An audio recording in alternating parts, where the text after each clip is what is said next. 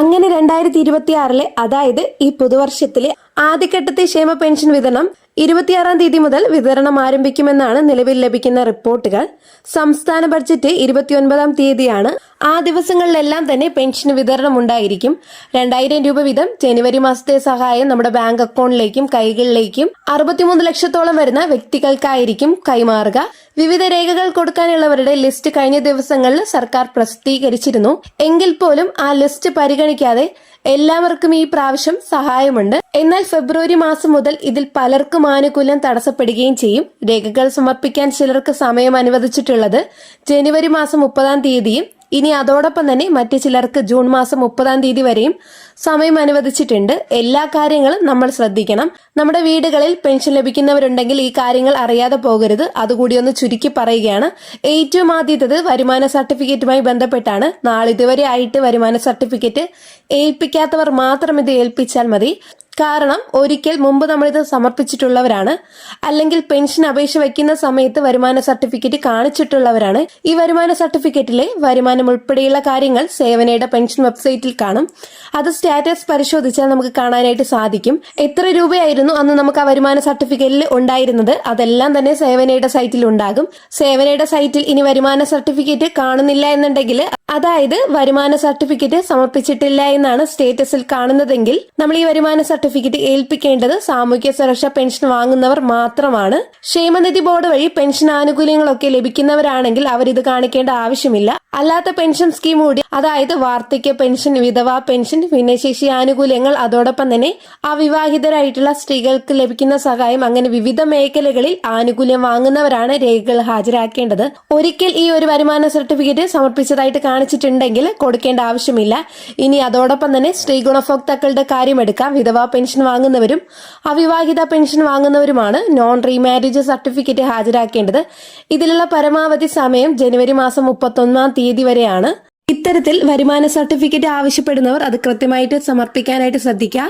അടുത്ത പ്രധാനപ്പെട്ട വാർത്താ അപ്ഡേറ്റ്, പാചകവാതക വില സിലിണ്ടറിന് വീണ്ടും കുറച്ചു. വാണിജ്യ ആവശ്യത്തിനുള്ള 19 കിലോഗ്രാം സിലിണ്ടറിന് 10 രൂപയാണ് കുറച്ചത്.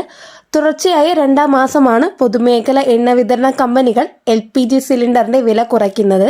കഴിഞ്ഞ മാസം 1-ന് വാണിജ്യ LPG സിലിണ്ടറിന് 5 രൂപ കുറച്ചിരുന്നു. പുതുക്കിയ വില ഇന്ന് പ്രാബല്യത്തിൽ വരും. കൊച്ചിയിൽ 1587 രൂപയും തിരുവനന്തപുരത്ത് 1608 രൂപയും കോഴിക്കോട് 1619 രൂപയും ഇങ്ങനെയാണ് പുതുക്കിയ വില.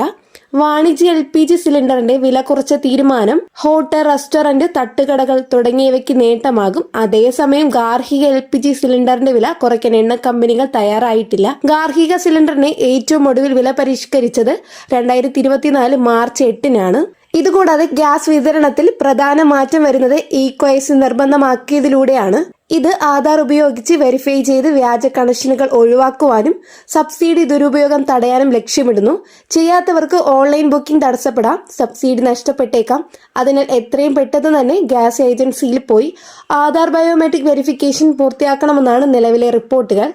ആധാറുമായി ബന്ധിപ്പിച്ച് ബയോമെട്രിക് വെരിഫിക്കേഷൻ നിർബന്ധമാകുന്നു. ഇത് വ്യാജ ഉപഭോക്താക്കളെയും സബ്സിഡി ദുരുപയോഗം ചെയ്യുന്നവരെയും കണ്ടെത്താനും സഹായിക്കുന്നു.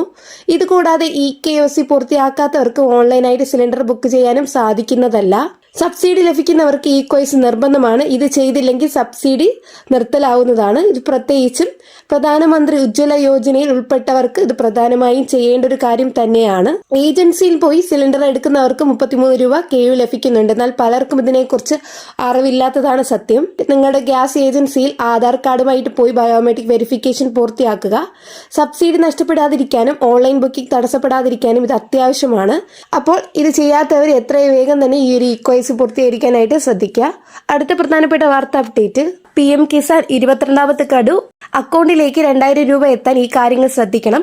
രാജ്യത്തെ കർഷകരുടെ സാമ്പത്തിക ഭദ്രത ഉറപ്പാക്കുന്നതിനായി കേന്ദ്ര സർക്കാർ നടപ്പിലാക്കുന്ന ഏറ്റവും പ്രധാനപ്പെട്ട പദ്ധതികളിലൊന്നാണ് PM കിസാൻ സമ്മാൻ നിധി.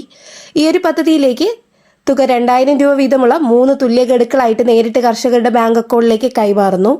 ഇതുവരെ 21 ഗഡുക്കൾ വിജയകരമായി വിതരണം ചെയ്ത സർക്കാർ നിലവിൽ 22ാം ഗഡു വിതരണം ചെയ്യാനുള്ള തയ്യാറെടുപ്പിലാണ്.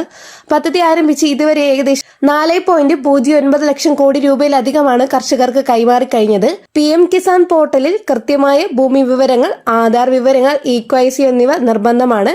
2025 നവംബർ 19-നായിരുന്നു 21ാം ഗഡു വിതരണം ചെയ്തത്. അന്ന് 9 കോടിയിലധികം വരുന്ന കർഷകർക്ക് ഏകദേശം 18,000 കോടി രൂപയാണ് സർക്കാർ വിതരണം ചെയ്തത്. 22ാം ഗഡു വിതരണം ചെയ്യുന്നതിന് മുന്നോടിയായി ഗുണഭോക്തൃ പട്ടികയിൽ പേരുണ്ടെന്ന് കർഷകർ ഉറപ്പുവരുത്തേണ്ടതുണ്ട്. PM കിസാൻ ഔദ്യോഗിക വെബ്സൈറ്റ് വഴിയോ PM കിസാൻ മൊബൈൽ ആപ്പ് വഴിയോ ലളിതമായി EKYC നടപടികൾ പൂർത്തിയാക്കാവുന്നതാണ്. സംസ്ഥാനത്തെയോ കേന്ദ്രഭരണ പ്രദേശത്തെയോ ഭൂരേഖകളിൽ പേരുള്ള ഭൂവുടമയായ കർഷകന് PM കിസാൻ പദ്ധതിയിൽ അപേക്ഷിക്കാം. 1/2/2019 സംസ്ഥാന അല്ലെങ്കിൽ കേന്ദ്രഭരണ പ്രദേശങ്ങളിലെ ഭൂരേഖകളിൽ പേരുള്ള 2 ഹെക്ടർ വരെ കൃഷിയോഗ്യമായ ഭൂമി കൈവശം വെച്ചിരുന്ന എല്ലാ ഭൂവുടമ കർഷക കുടുംബങ്ങൾക്കും ഈ ഒരു പദ്ധതിയുടെ ആനുകൂല്യം ലഭിക്കുന്നതാണ്. അടുത്തുള്ള അക്ഷയ കേന്ദ്രങ്ങൾ വഴിയോ ജനസേവന കേന്ദ്രങ്ങളൊക്കെ വഴി നിങ്ങൾക്ക് ഈ ഒരു EKYC പൂർത്തീകരിക്കാവുന്നതാണ്. ശരിയായിട്ട് നിങ്ങൾ രേഖകൾ ബയോമെട്രിക് അപ്ഡേറ്റ് പോലുള്ള കാര്യങ്ങൾ ചെയ്യുവാണെങ്കിൽ നിങ്ങൾക്ക് തടസ്സം കൂടാതെ തന്നെ ഈ 2,000 രൂപയായ PM കിസാൻ സമ്മാൻ നിധിയുടെ ഈ ഒരു തുക നിങ്ങൾക്ക് ലഭിക്കുന്നതാണ്. അതുമാത്രമല്ലാതെ കർഷക IDയും ഇപ്പോൾ നിർബന്ധമാക്കിയിരിക്കുകയാണ്. അടുത്തുള്ള കൃഷിഭവനുമായിട്ട് ബന്ധപ്പെട്ട് അതിന്റെ ഡീറ്റെയിൽസ് നിങ്ങൾക്ക് അറിയാവുന്നതാണ്. കർഷക ID നിർബന്ധമാക്കിയിട്ടുണ്ട്. ഈ കർഷക ID ഉള്ളവർക്ക് മാത്രമേ അടുത്ത ഇൻസ്റ്റാൾമെന്റ് മുതൽ നിങ്ങൾക്ക് ഈ എമൗണ്ട് ലഭിക്കുകയുള്ളൂ. വളരെ പ്രധാനപ്പെട്ട കുറച്ച് ഇൻഫർമേഷൻസ് ആണ് വീഡിയോയിലൂടെ ഷെയർ ചെയ്തിട്ടുള്ളത്. വീഡിയോ നിങ്ങൾക്ക് ഉപകാരമായാൽ ചാനൽ സബ്സ്ക്രൈബ് ചെയ്യാനും തൊട്ടടുത്ത് കാണുന്ന ബെല്ലൈക്കൺ അമർത്തി ഓൾ കൊടുക്കാനും മറക്കരുത്. ഞാനിടുന്ന വീഡിയോയുടെ നോട്ടിഫിക്കേഷൻ ഉടനടി തന്നെ നിങ്ങൾക്ക് വരുന്നതായിരിക്കും. ഇതുകൂടാതെ ഈ ഒരു ഇൻഫർമേഷൻ നിങ്ങളുടെ സുഹൃത്തുക്കൾക്കൂടെ ഷെയർ ചെയ്ത് കൊടുക്കുക. നെക്സ്റ്റ് ഡെയിലി അപ്ഡേറ്റുമായിട്ട് കാണാം. എല്ലാവർക്കും നന്ദി, നമസ്കാരം.